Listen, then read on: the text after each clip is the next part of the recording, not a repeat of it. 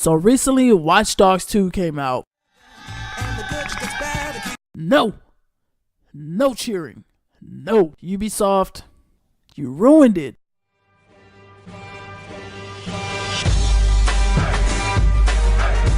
When I first heard Watch Dogs 2 was going to be released, I was excited to see where and how the story would pick up. Would the developers pick up where they left off with Aiden, or would they create a completely new storyline that would be better than the original Watch Dogs? The developers from Ubisoft decided to create an entirely new character and put him in a brand new city. So San Francisco has become the next city to install CTOS, which basically connects all of its citizens with everything. And in the storyline, CTOS basically connects every single person in San Francisco to a central database that collects all of their information, from where they work to how much they make a year, their private text messages, all the way down to the porno sites they visit late at night when they think no one is watching. Now, Bloom is the company behind CTOS, and they basically take all of the data that they collected and sell it to different companies to make a profit, and they even use their systems to manipulate elections within the game, which is a really cool plot for the storyline. And of course, wherever there's a villain, a hero rises up to fight him, and this is where Marcus and his group steps in to save the day. Now, Marcus is the main character of the game, and he's a part of a crew called Dedsec, which is a hacking group that stands up to the system and vows to do anything in their power that they can to take down the CTOS system. Sounds cool, right? I know. So let's break down Watch Dogs 2 and whether or not you should buy this game. The game puts you smack dead in between the legs of San Francisco, where it's up to Marcus and the crew to take down a multi-billion-dollar company behind CTOS. I was immediately drawn to San Francisco and to see what was in store for me, and boy was there a lot to see. This game is packed full of activities and offer a lot of races for your cars, your bikes, your drone, even your boats.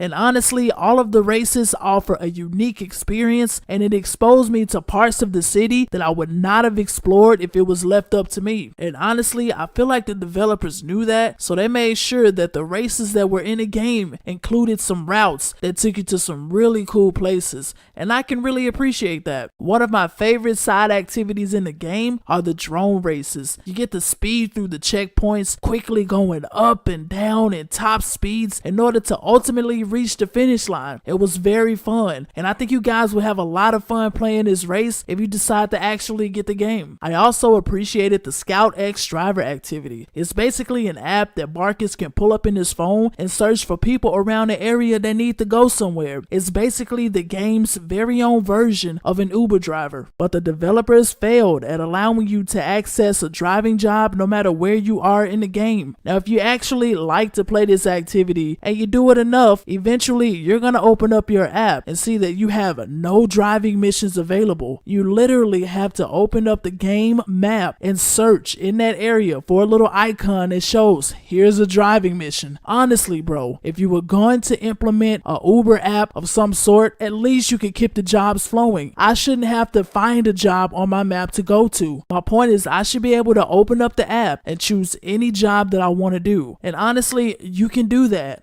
for a while, and eventually the driving jobs just disappear. Now, if you're gonna put something like this into a game, the least you could do is make sure that the driving app actually works. I should not have to pull up to an icon on my map just to get a driver job and then drive all the way back across the map to pick up a client. It just makes no sense. It should have been as simple as opening up the driver app and choosing a job. It was a good idea, guys, but because of this small glitch, the Scout X driver app falls a bit short. Speaking of side activities, there are side missions within the game that shows what's happening around the city. They automatically pop up if you're in a certain area. Now, these side missions basically show you other companies that are buying and selling data within this CTOS system, and they're using it to overcharge people or just basically steal money. Now, these side missions are really cool to do, and actually I really enjoyed them. My favorite side mission was when Marcus stumbled across an insurance company that was overcharging its customers an extremely large amount of money. There's also this side mission where you get to hack into ATMs around the city and decide whether or not to take away or give the customer money. Now, it was funny to watch the reaction of the people using the machine when they found out that they had received extra money, got money taken away from them, or if they'd been reported for bank fraud. Now, even though I love the side missions, they seemed all over the place and none of them seemed to be connected to anything. I had fun while doing them, but I didn't really feel connected to them at all. Now, at least the developers could have aligned them with the main story. That would have at least given the side missions some substance and made them worth doing. I feel as though the side missions had no impact whatsoever against Bloom at all, and I often felt like it was unnecessary to do them. Now let's get to the upgrade system. They based the upgrading system on how many followers you have. Really, Ubisoft? Really? And don't get me started on Marcus. This dude carries a yo-yo. Out of all of the things that could have been used as a melee weapon, you choose a fucking yo-yo?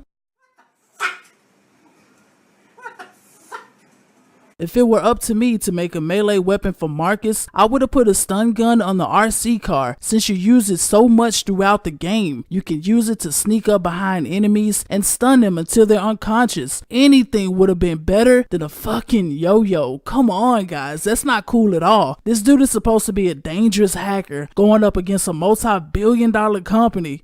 Yeah, let's give him a yo-yo.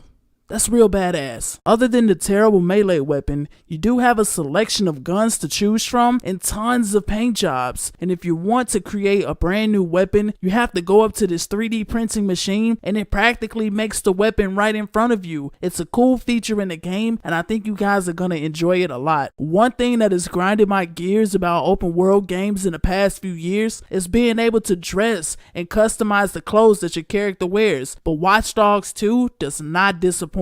There are plenty of stores in the game that you can go to. Every store has its own unique set of clothes that you can play around with, from the shirts all the way down to the shoes. They all have their own style that you can pick and choose from. I literally felt like I was dressing myself. I put so much thought into Marcus's outfits and it was really cool to see how they put so many options in the game. And lately, guys, a lot of video games that have been coming out have been lacking in this area. That being said, all of the clothes, the cars, the side missions, all of these activities are good and it's really refreshing to see in a huge game such as Watch Dogs 2. But honestly, it feels like all of it was a distraction from the bullshit campaign. The campaign wasn't long at all. In fact, it was a mashup of maybe 10 to 12 missions at the most. And that's me being generous. The campaign is probably 5 to 8 hours long and it's very disappointing to see that this is a AAA title and people were really expecting a great story, but instead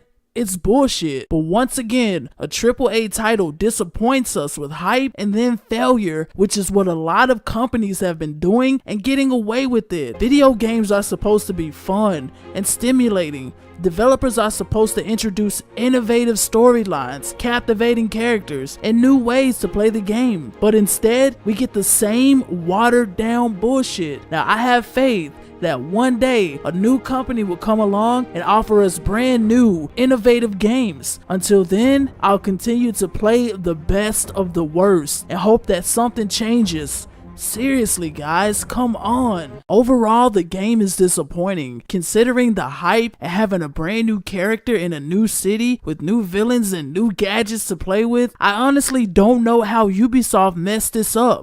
So dumb. You are really dumb. For real.